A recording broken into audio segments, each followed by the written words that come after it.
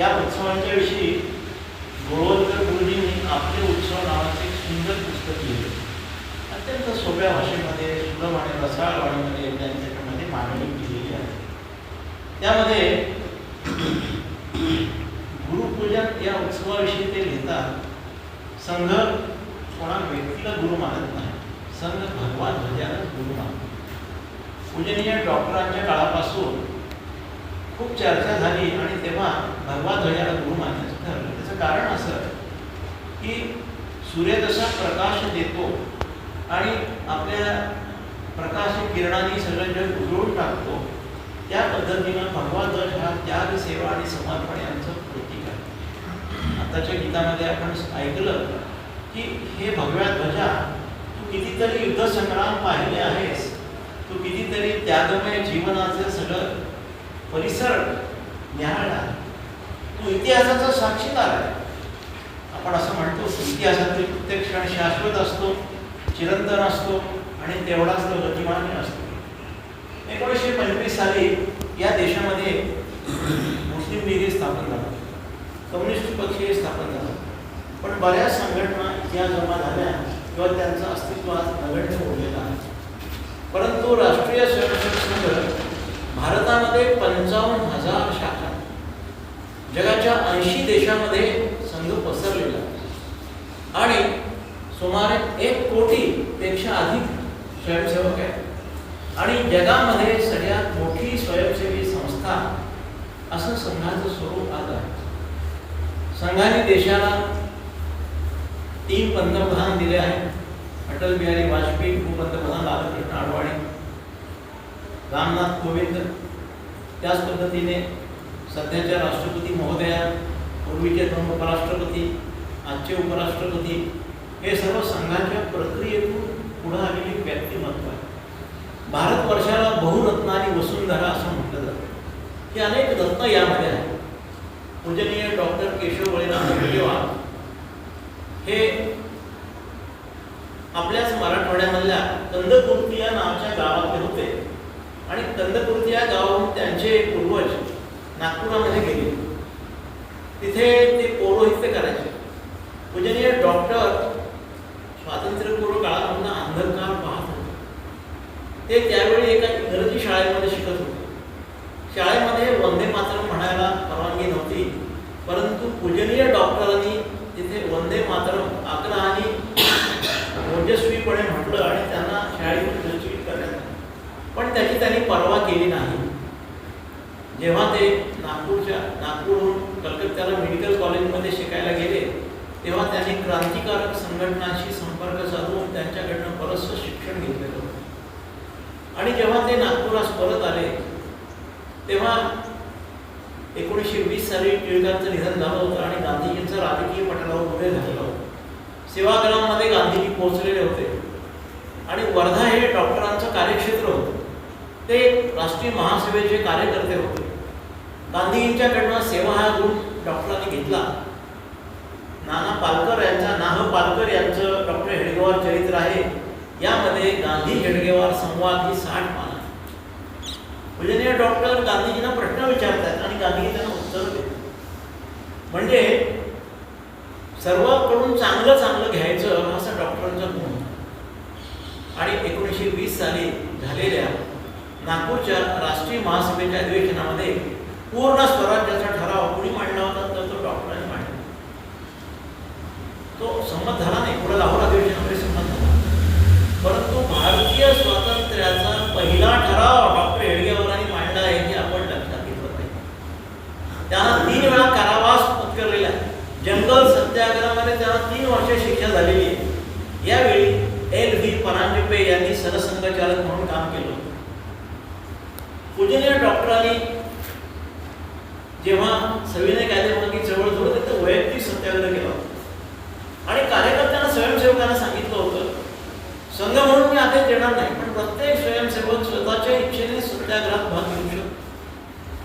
जेव्हा लोक प्रश्न विचारतात संघ स्वातंत्र्य चळवळीच्या वेळी कुठे होता, त्यांना हे उत्तर दिलं पाहिजे आपण की डॉक्टरांनी, सरसंघचालकांनी 3 वेळा कारावास पत्करलेला आहे आणि त्यांनी स्वयंसेवकांना मुक्तपणे स्वातंत्र्य लढ्यात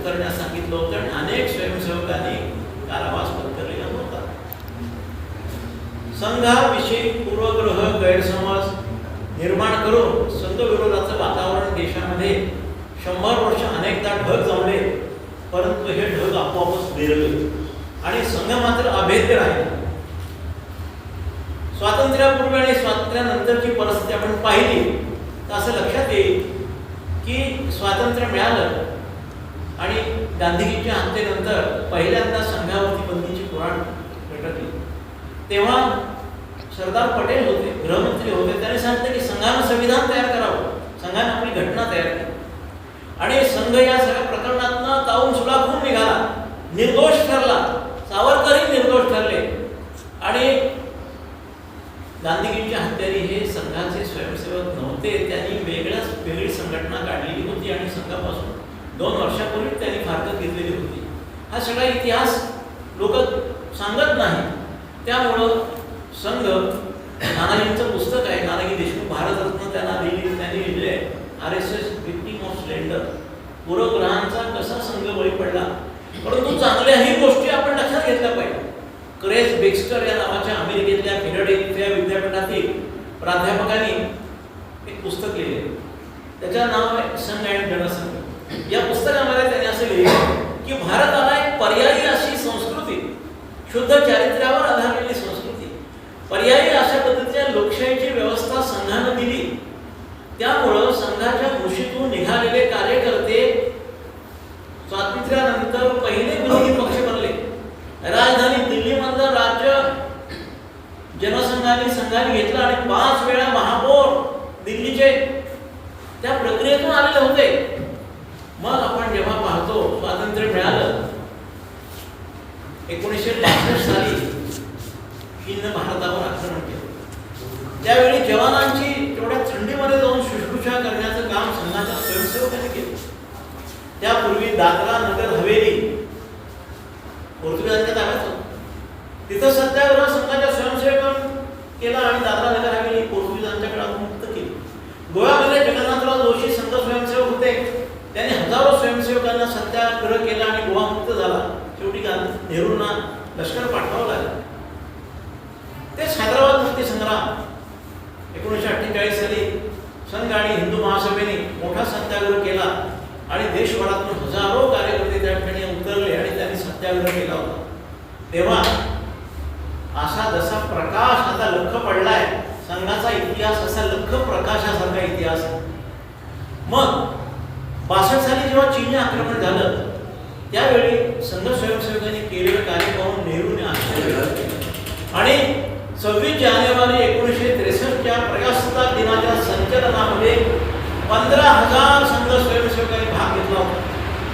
तेव्हा भारतीय स्वातंत्र्योत्तर भारतामध्ये संघ स्वयंसेवकांनी प्रजासत्ताक दिनाच्या संचलनात भाग घेतल्याचा ऐतिहासिक सुवर्णक्षण नेहरू युगामध्ये भारताने पाहिले.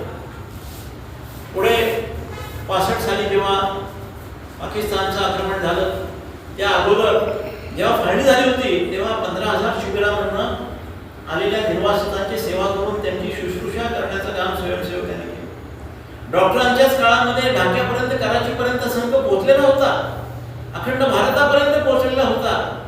स्वातंत्र्यानंतर जसं 65च्या युद्धामध्ये, 72च्या युद्धामध्ये संघ स्वयंसेवकांनी काम केलं, तसं देशावर ज्या ज्या वेळी संकट येत होतं, मोरबीचा महापूर झाला असेल, दक्षिण काश्मीरमध्ये भूकंप झाला असेल, इलारीचा भूकंप झाला, 72चा दुष्काळ पडला, अशा सर्व प्रतिकूल परिस्थितीमध्ये सुद्धा संघाने सेवा कार्य अखंडपणे चालू केलं. आणि मग आपण पाहतो नरसिंहराव यांच्या काळात, आणीबाणीच्या काळामध्ये संघावर 1975 साली बंदी आली. 26 जून 1975ला बाळासाहेब देवरांच्या सहित संघाचे अनेक पदाधिकारी ठिकठिकाणच्या कारागृहामध्ये काही भूमिगत राहून कार्य करत होते.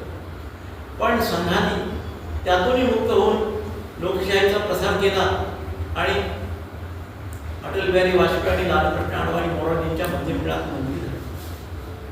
आपण पाहतो की संघाचं कार्य हे बिगर राजकीय कार्य आहे. संघ ही एक सामाजिक संघटना, ही एक सांस्कृतिक संघटना आहे. संघामध्ये काम करणाऱ्या स्वयंसेवकाच्या व्यक्तिमत्वाची जडणघडण होते ती फार महत्त्वाची आहे. म्हणून RSS is a mission of man making. It is a continuous work of human resource development. मनुष्यबळ विकासाचं ते कधीही न संपणारं कार्य आहे. आता मी आपल्याला एका वाक्यामध्ये एक सरसंघचालकाबद्दल सांगतो. पूजनीय डॉक्टरांनी आता सांगितलं की हिंदुत्वाच्या ज्वाळा सगळ्या देशाच्या कानाकोपऱ्यामध्ये याची डोळा उभ्या राहिलेला मला पाहायचे आहे. आणि डॉक्टरांनी सांगितलं हा विराट हिंदू समाज निद्रिस्त आहे, त्याच्यामध्ये चैतन्य जागृत करण्यासाठी केलं तर हा पुरुषार्थासाठी पुन्हा सिद्ध होईल. डॉक्टरांच्या काळामध्ये गांधीजींनी संघाय शाखेला भेट दिली होती. विचारलं स्वयंसेवकांना तुझी जात काय, तुझी जात काय, सगळ्यांनी सांगितलं हिंदू. डॉक्टर आंबेडकरांनी पण संघ शाखेला भेट दिली होती. तेव्हाही स्वयंसेवकांनी सांगितलं की आम्ही सारे हिंदू आहोत. तेव्हा डॉक्टर म्हणाले बरे तुम्ही हिंदू समाजामध्ये तरी जातीयता अस्पृश्यता निवारणाचं फार मोठं काम करत आहात आणि भारताचं भवितव्य बदलणारं हे काम आहे, अशी पावती त्यांनी त्यावेळी दिलेली होती. पूजनीय डॉक्टरांनी जेव्हा सावरकरांचं हिंदुत्व हे पुस्तक वाचलं, एसेन्शियल्स ऑफ हिंदुत्व प्रबंध वाचला, तेव्हा त्यांना असं वाटलं की काँग्रेसमध्ये राहून आपल्याला हिंदू हित साध्य करता येणार नाही. तेव्हा त्यांनी मोहिते मळ्यामध्ये 17 स्वयंसेवकाच्या मदतीनं पहिल्यांदा शाखा उभी केली. संघाचा विचार मांडला तेव्हा फक्त 5 स्वयंसेवक.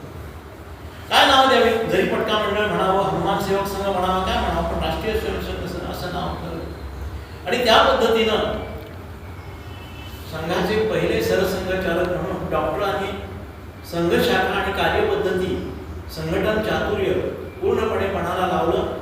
त्यांना मधुमेहाने ग्रासलेलं होतं, तरीही त्यांनी सेतू हिमाचल संघाचं कार्य केलं. ते जेव्हा काशीला गेले, बनारस हिंदू विद्यापीठात एक तरुण उमदा त्यांना भेटला, माधव सदाशिव गोळवलकर हे त्यांचं नाव होतं. ते प्राणीशास्त्राचे 3 वर्ष प्राध्यापक होते. अनेक विद्यार्थी त्यांच्या शंका दूर करायचे म्हणून त्यांना गुरुजी अशी उपाधी होती. ते नागपुरास परतले तेव्हा अचानक एके दिवशी गुरुजींनी सर्वांना बोलवलं आणि सांगितलं की माझ्यानंतरचं दायित्व माधव सदाशिव गोळवलकर यांच्याकडे असतं. पूजनीय गोळवलकर गुरुजी रामकृष्ण मिशनमध्ये 2 वर्ष काम करत होते. त्यांची एक आध्यात्मिक बैठक होती. त्यामुळं रामचंद्र गुहा यांनी इंडिया आफ्टर गांधी नावाचं पुस्तक लिहिले, हा कम्युनिस्ट विचाराचा आहे. त्याच्या ग्रंथामध्ये 40 पानाचं एक प्रकरण आहे गुरु गोळवलकर नावाचं. या प्रकरणामध्ये त्यांनी लिहिलंय the only man who influenced India after Mahatma Gandhi was a spiritual awakening was Guru Golwalkar and who influenced a generation.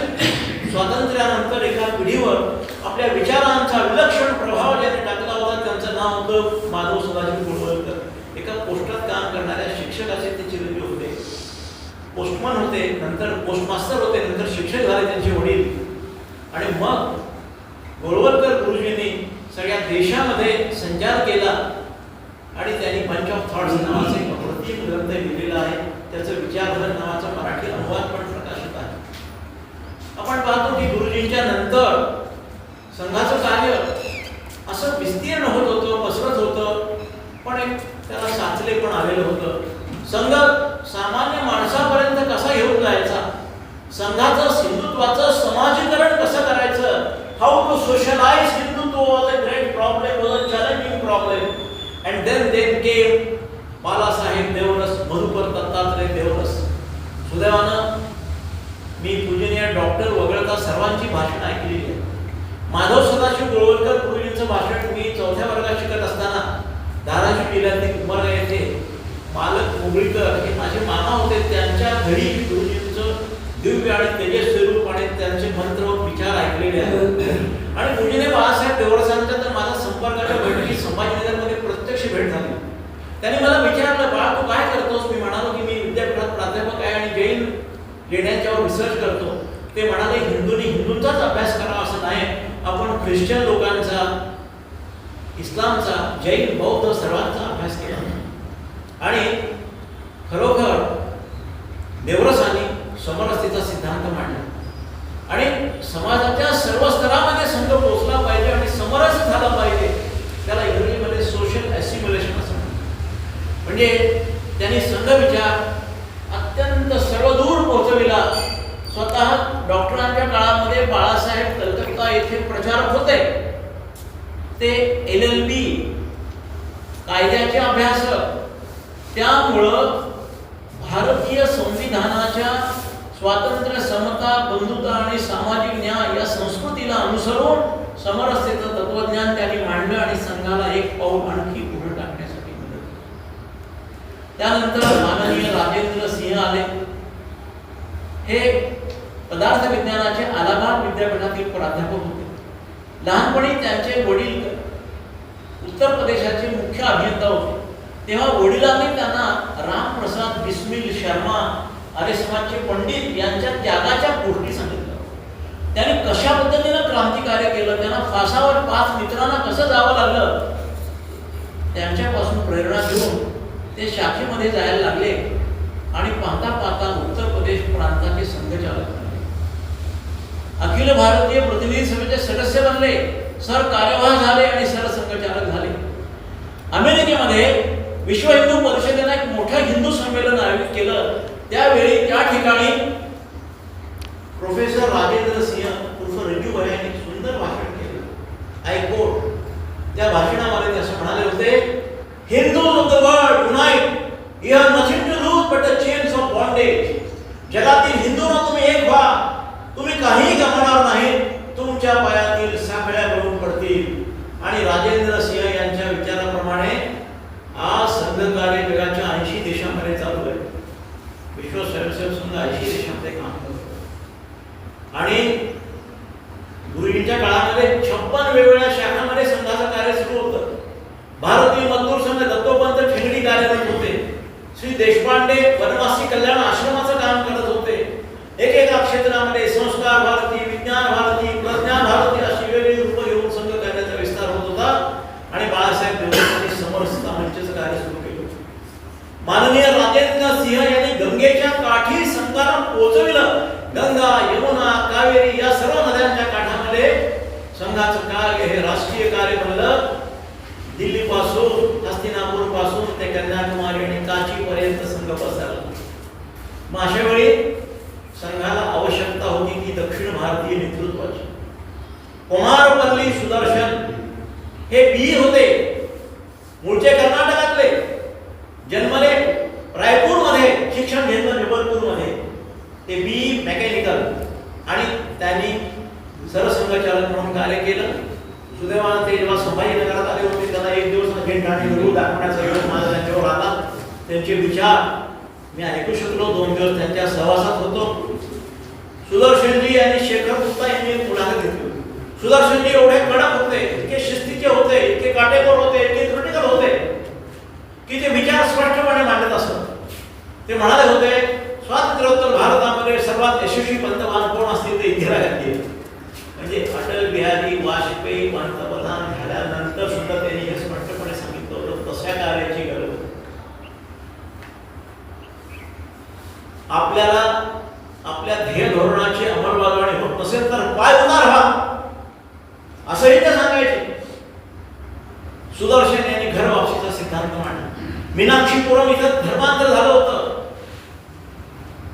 त्यांना पुन्हा हिंदू धर्मामध्ये घेण्यासाठी त्यांनी शुद्धी चळवळ पुन्हा चक्र पुन्हा चळवलं आणि तेच सूत्र पुन्हा मोहनजी भागवतांनी कृतीमध्ये आणलं. पूजनीय सुदर्शन यांनी घर वापसीचा जो मंत्र दिला तो हिंदू धर्मामधल्या धर्मांतराची लाट थोपवणारा ठरला. याच काळामध्ये नॉर्थ ईस्ट मध्ये नैऋत्यमध्ये ईश्वर आपण म्हणतो की ईश हे नैऋत्यमध्ये आहे, तर या 7 राज्यांना चीनच्या तावडीतून मुक्त करण्याचं काम कोणी केलं असं ते संघाने केलेलं. कानाकोपऱ्यामध्ये नॉर्थ ईस्ट मध्ये संघाचे सर्व सरसंघचालकांचे फोटो आपल्याला दिसतात. त्याचं कारण काय? त्याचं कारण म्हणजे संघाच्या प्रचारकांनी तिथं दिलेलं योगदान. ज्यावेळी देशामधल्या कुणीही तिथे पोहोचत नव्हतं तेव्हा फक्त संघ पोहोचलेला होता. त्यामुळं माओ त्से याची या 7 राज्यावर फार नजर होती. ते असं म्हणायचे की माझी 5 हाताची बोटं तसे तशी नॉर्थ ईस्ट भारताचा आहे, ते केव्हाही मी नियंत्रित करेन.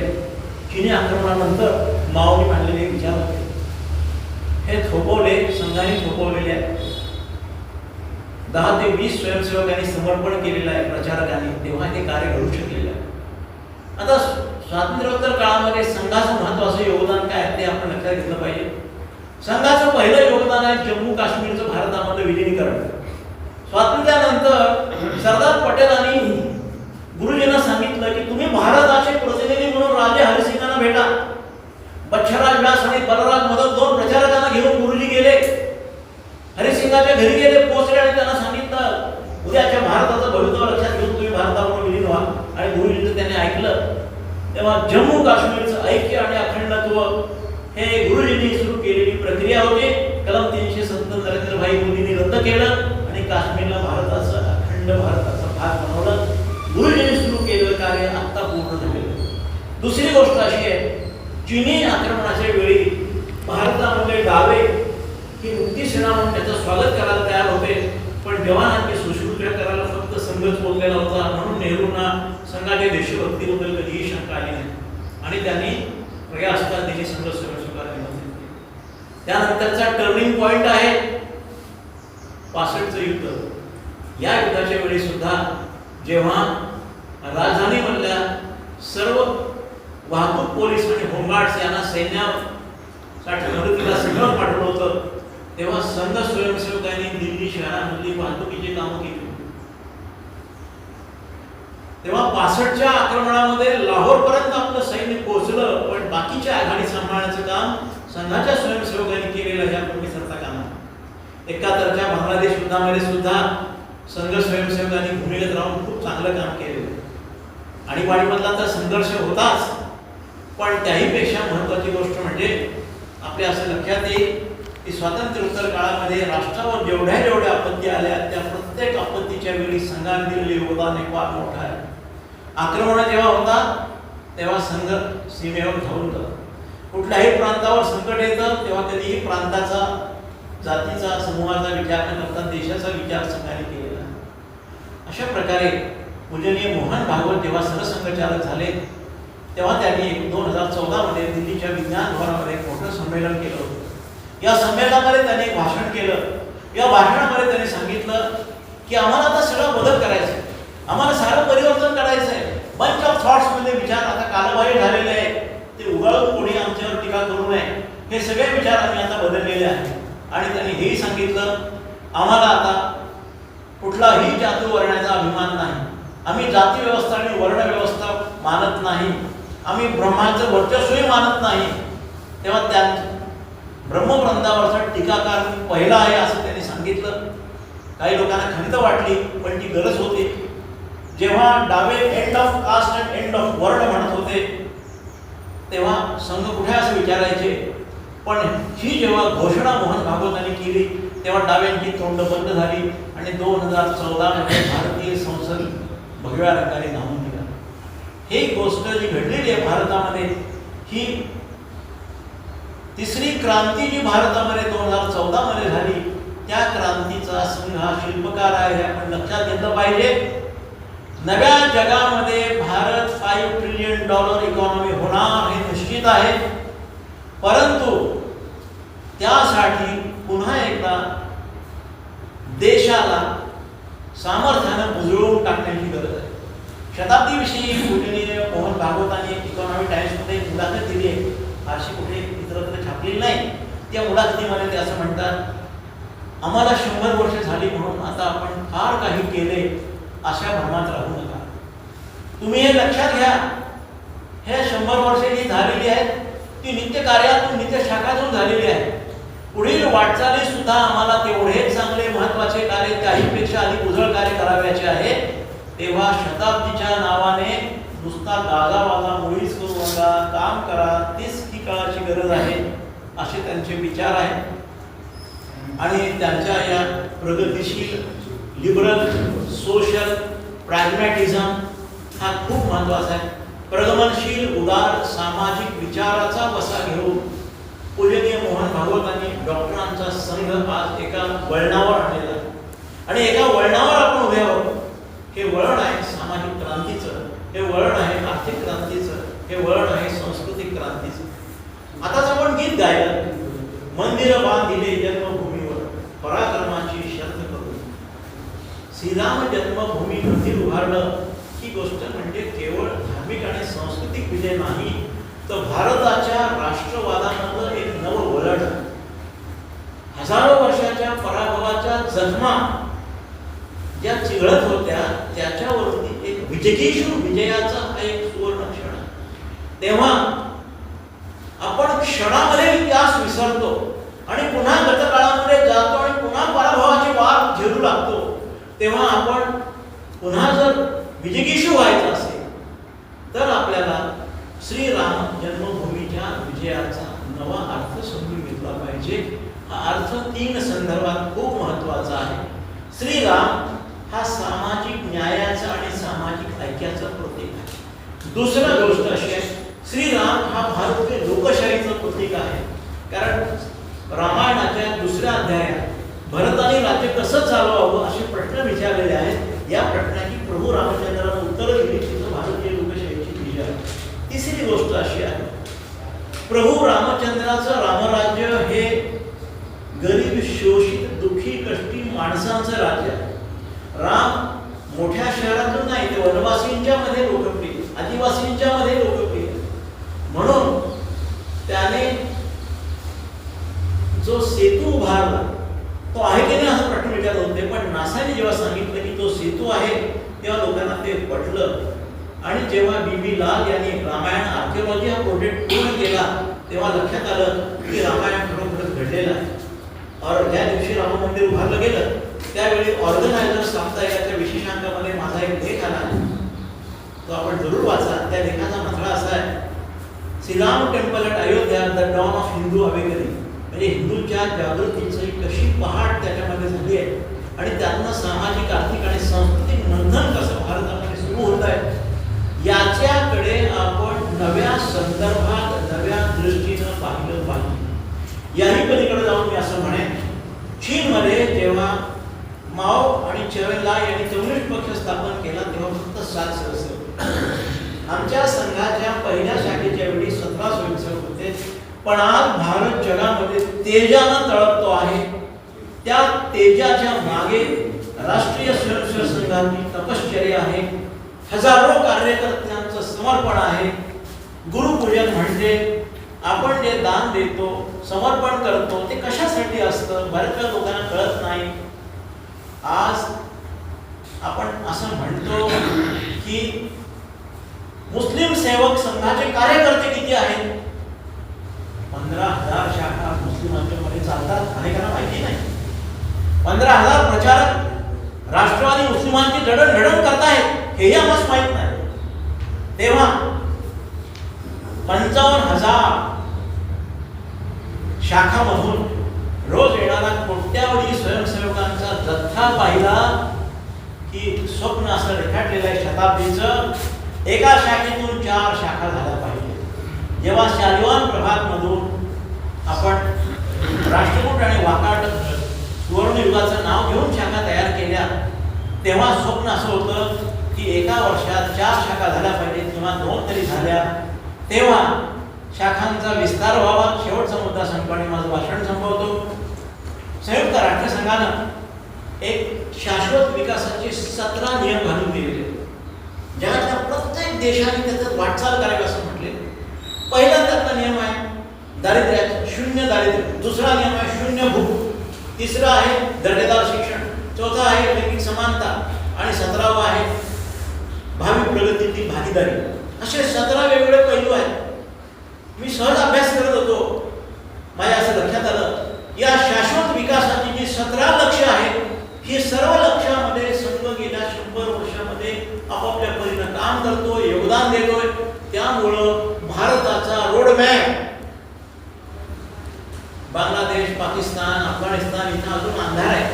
पण भारताचा roadmap millennium development goals, sustainable development गोल्सचा रोडमॅप तयार आहे आणि भारत त्या दिशेने वाटचाल करायला लागलेला आहे. हे सगळं संघाच्या तपश्चर्येतून, संघाच्या योगदानातून घडलेलं आहे. संघाची जी कामं महिलांच्या मध्ये चालू आहेत, आदिवासींच्या मध्ये चालू आहेत किंवा मुस्लिमांच्या अल्पसंख्याक समाजामध्ये चालू आहेत, हे सर्व जनजातींच्या मध्ये चालू आहे. या सर्व कामाचा विस्तार होत असताना आपणास लागणारं अर्थबळ, द्रव्यबळ हे प्रत्येक स्वयंसेवक आपापल्या परीनं योगदानातून देत असतो आणि या स्वरूपाच्या कार्यातून नवा भारत उभा राहणार आहे. तेव्हा संघाचं कार्य हे राष्ट्राचं कार्य, हे लोकांचं कार्य, हे भारतभूमीच्या सामर्थ्याचं कार्य. संघाच्या शताब्दीच्या निमित्तानं माझा एक ग्रंथ जवळजवळ 200 पानांचा, आता त्यातल्या 150 पानांचा मजकूर पूर्ण झालेला आहे. आणखी रोज त्याचं काम चालू आहे. तर ही जी सहस्त्रकाचं आव्हान आहे, शताब्दीचं आव्हान आहे, हे आव्हान पेलण्याचं बळ प्रत्येक स्वयंसेवकामध्ये येऊ. आणि हा भगवा आपल्याला सावंत खांडेकरांचं एक सुंदर गीत आहे, रणी फडकती लाखो झेंडे परितो एकची भगवा. या भगव्याला गुरुपौर्णिमेच्या निमित्तानं अभिवादन करतो. 6 सरसंघचालकाला मनपूर्वक समर्पित करतो. 7 सरसंघचालकाला, कारण डॉक्टरांच्या बरोबर ल वा परांजपे हे 3 वर्ष सरसंघचालक होते, तेव्हा या 7 सरसंघचालकाला मनपूर्वक अभिवादन करतो आणि आपल्या सर्वांची रजा घेतो. आपण असे